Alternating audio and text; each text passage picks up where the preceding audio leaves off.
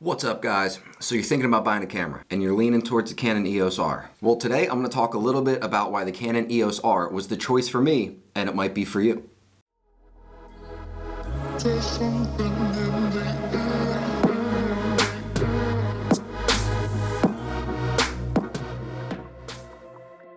So let me start off by saying that this is not a review. There are so many reviews on this camera out there. I just want to give you guys a little bit of input on why I think that this is a phenomenal camera for anybody from a hobbyist just getting into photography or even a professional who's trying to expand their portfolio and maybe try out Canon. If you're looking for the specs on the camera, I will link in the description below a good website that's going to give you all the information you're going to need. I'm also going to link in the description a video from Jared Poland. He takes you through every nook and cranny of this camera. Everything from turning the camera on all the way down to the smallest settings inside the menu. Very thorough job. Highly recommend checking that out. It's a good one. But for now, let's go through some reasons on why I chose this and why I think that it's the perfect fit for me. The first one up is going to be price. Now, this camera was released 3 years ago in October of 2018, and when it first came out, the original price was $2,300 just for the body. Now, I picked this up used on mpb.com for about $1,500, and I started building my kit from there. So for a full frame mirrorless camera at that price point, it was kind of a no-brainer for me. I had to pick one up. Now, this camera is going to be phenomenal straight out of the box. You're going to get those clean, crisp photos that you're looking for. As long as you have some sort of knowledge about your shutter speed, your ISO, and your aperture, you'll be able to pull this thing right out of the box, pop a battery into it, and head out and start taking bangers. Another thing I love about this camera is the flip-out LCD screen. If I'm taking pictures outside and I want to get low to the ground, you got the articulating screen on there. It's such a cool option, such a great benefit to have when you're trying to get those awkwardly positioned photos. If you're thinking about getting into vlogging, or the whole purpose of you getting this camera is to vlog, you have to go with the flip-out LCD screen. That way you can see everything you're doing and you're not trying to guess where you're at in frame. It's going to give you the ability to put yourself right in the middle of that frame and actually grab all of the details in the background that you want to see. Another plus for this camera is the 8-bit C-Log. So it'll record in 10-bit C-Log, but the 8-bit is really the sweet spot for me. I'm not going to get too much into what C-Log is, but it captures footage in a flatter profile, and it gives you a better dynamic range and a more balanced picture. Now, when you bring that footage into post, you're going to get better tones, better saturation, and an overall better picture, more details in your highlights, and more details in those dark shadows. You can't beat it. Another plus for me was the RF series platform. I think that Canon is going to be moving more of the way of the RF series in the future, so I wanted to build my gear foundation on something that was just starting out so I could grow along with it. Now, as far as lenses go, just because this is an RF series mount doesn't mean that you can't use any of your EF glass if you already have that. They do sell an adapter for these cameras that goes from the RF mount to the EF mount. Because I don't know if any of you have looked into RF lenses, but they are salty. You're going to have to save for them. I picked one of the adapters up for about $100 online. If you want to go for the more expensive option, Canon actually makes the RF to EF adapter with an ND filter built right into it. I think this is a great option. It's going to run you a little bit more, but these new variable ND adapters go for about $400.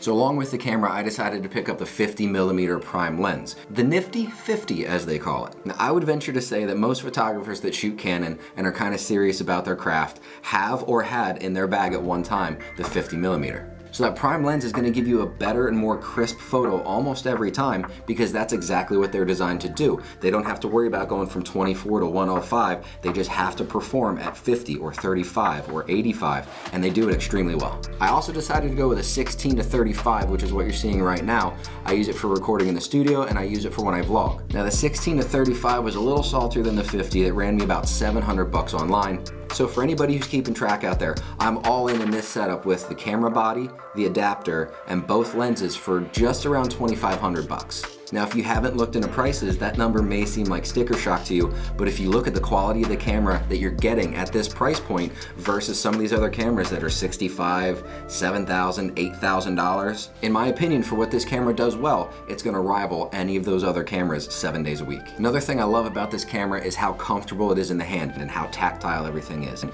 it's got a really deep grip because it's a mirrorless, so it doesn't need that extra room in the body for the mirror. Now, one thing I do want is one of the battery grips that goes on the bottom of the camera camera, because I'm not a very small guy and I do have sort of large hands. I'll walk and I'll let it dangle on my fingertips, which I know drives some of you absolutely crazy, but at no point do I ever feel like it's gonna slip out of my hand. All right, so that's enough talking about all the pros and the things that I love about this camera. Let's go into some of the cons and some of the things that you might not like about the camera. First and foremost for me, it does shoot in 4K, but it crops. Being a full frame mirrorless camera, I have no idea why Canon decided to crop their 4K footage, but they did. And when that crops in, it does so at about a 1.6 or 1.7. So if you're using a 16mm lens, all of a sudden, as soon as you go into 4K, you're now looking at like 25 or 26mm focal length. Now, if the crop isn't a big deal, you got nothing to worry about. Pick it up and you get 4K footage.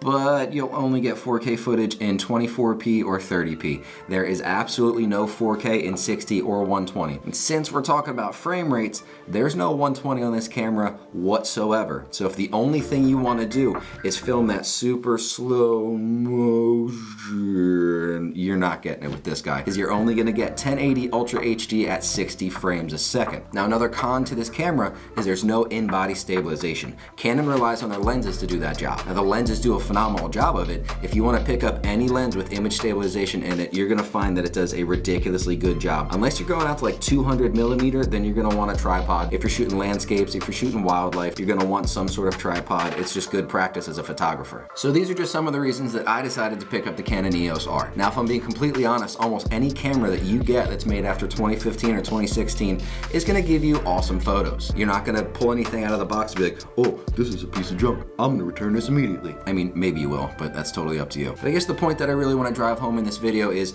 any camera you go with is going to have its pros and its cons. It's going to have some downfalls. It's going to have some things that you really, really like about it. But you need to pick what's going to work for you and your style and the kind of results that you want. And that is going to do it for me, guys. If you made it to the end of the video, thank you very much for sticking around. I hope you enjoyed yourself. I hope you learned something, and I will see you in the next video. It's a mirrorless camera, so I'll also... an incredibly smart part, job after job after job, and then eventually you'll be able to buy that F-Series. I don't even know why I'm doing this.